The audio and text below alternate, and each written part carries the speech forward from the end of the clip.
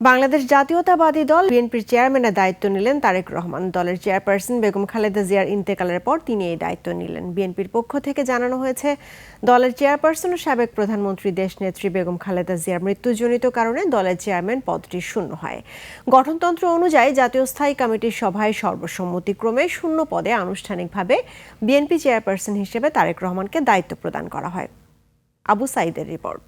Niacinamide ও salicylic সমৃদ্ধ lily face wash যা ফেসের ডেড স্কিন সেল দূর করে দেয় দ্বিগুণ ফাস্টার ব্রাইটেনিং।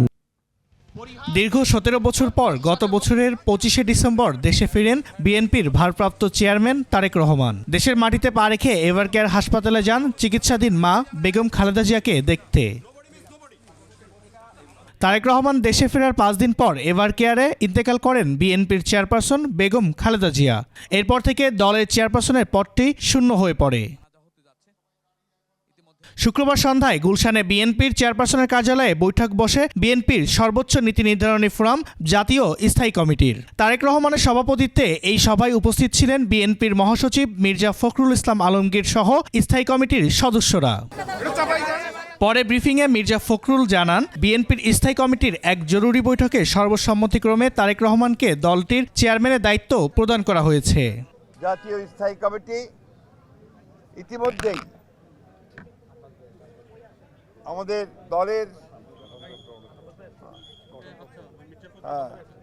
গঠনতন্ত্র অনুযায়ী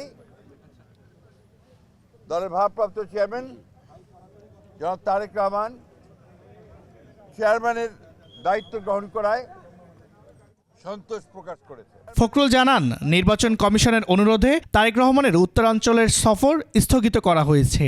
নির্বাচন কমিশনের অনুরোধে বাংলাদেশ জাতীয়তাবাদী দলের চেয়ারম্যান জনাব তারেক রহমান আগামী 11 জানুয়ারি 2026 থেকে জাতীয় নেতা মৌলানা আব্দুল হামিদ খান ভাসানী ও 2024-এর ছাত্রগণ অভ্যুত্থানে শহীদ আবু সাইদ সহ অন্যান্য শহীদদের প্রতি শ্রদ্ধা জানানোর জন্য তাদের কবর জিয়ারত এবং কিছু পারিবারিক দায়িত্ব পালনের জন্য দেশের উত্তরাঞ্চলের কয়েকটি জেলা সফর করবেন বলে সিদ্ধান্ত নেওয়া হয়েছিল।